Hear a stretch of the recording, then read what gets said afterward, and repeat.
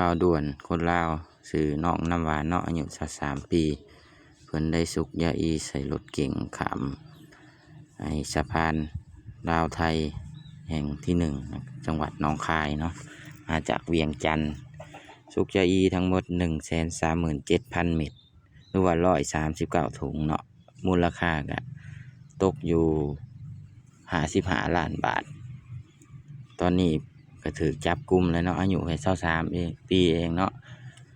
จับเมื่อวันที่21เนาะประมาณบ่ายสองกว่าๆเนาะแกก็สารภาพว่ามีคนจ้างมาคัน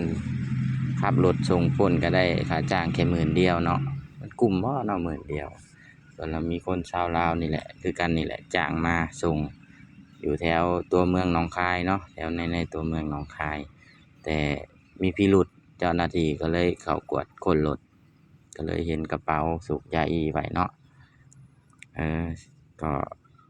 จับได้ในที่สุดเนาะ